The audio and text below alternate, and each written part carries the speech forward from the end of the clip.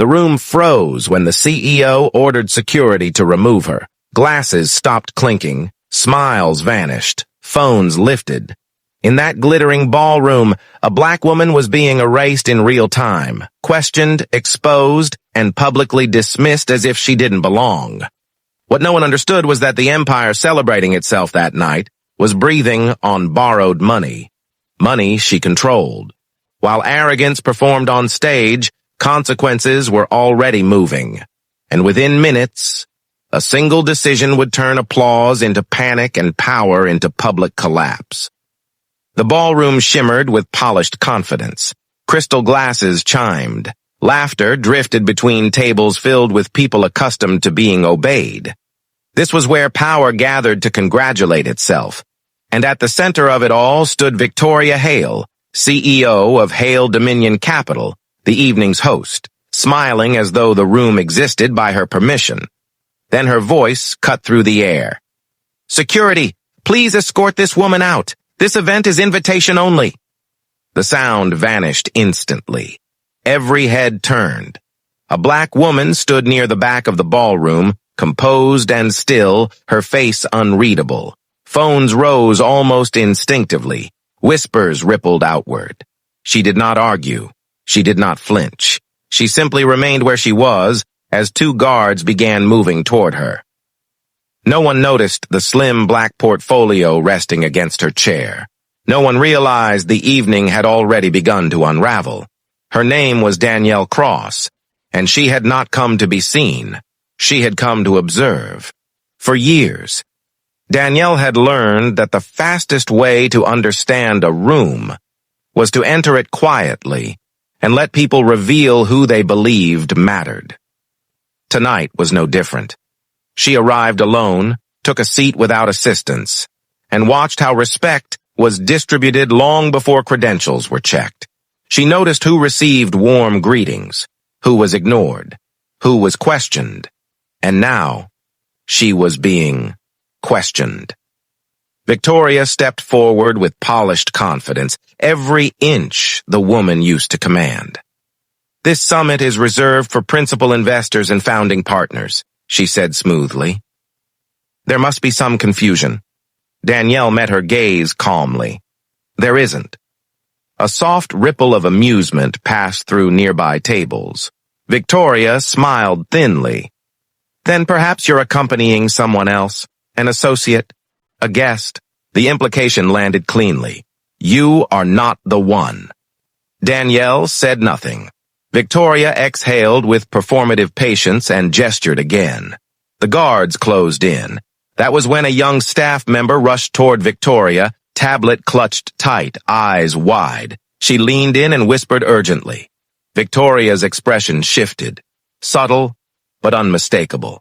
Her eyes flicked from the screen to the portfolio near Danielle's chair, then back to the screen. Her smile cracked. "Stand down!" Victoria snapped sharply. The guard stopped mid-step. Confusion rippled through the ballroom.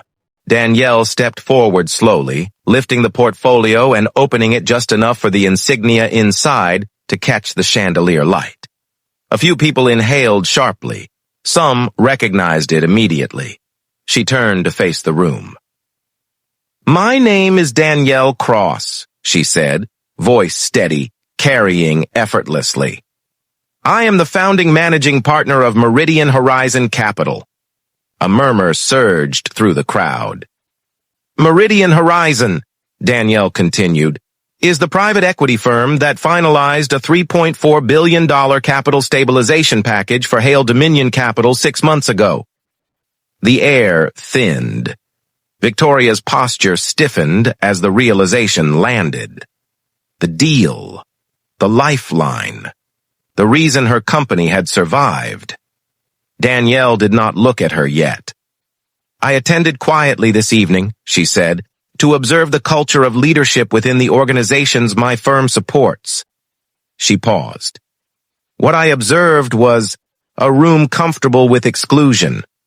A leadership style that questions presence before verifying substance. And a willingness to humiliate publicly under the banner of protocol." Screens around the ballroom flickered. then changed. A formal notice replaced the sponsor logos. Funding suspended. Oversight initiated. Effective immediately. Phones lit up across the room in unison. Executives froze. Conversations collapsed into frantic whispers. Chairs scraped back. Victoria stepped forward, her voice tight. "This is an overreaction. We can address this privately." Danielle finally looked at her. "Respect is not a private correction," she said calmly. "It is a public standard." She turned back to the room. Meridian Horizon Capital has exercised its contractual authority to suspend all active funding to Hail Dominion Capital. A full governance review has already been completed. Its findings will be released by morning. Shock rolled through the ballroom like a wave.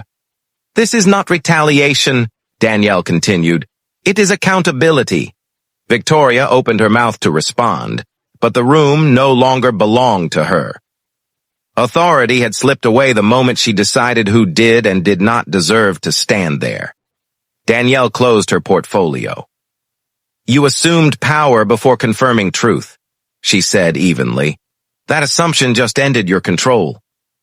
She turned and walked toward the exit.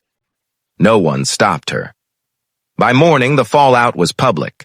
Markets reacted. Board members issued statements. Senior executives resigned. Analysts called it unprecedented.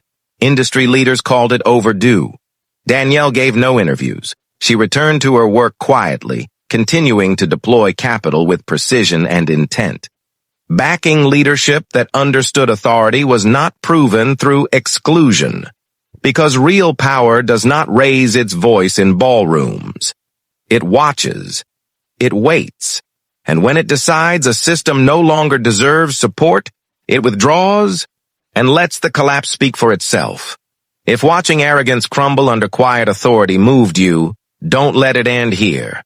Like this video to support stories that expose hidden power, share it with someone who believes respect should never be conditional, and comment the moment that hit you hardest. Subscribe and turn on notifications for more stories where dignity wins and loud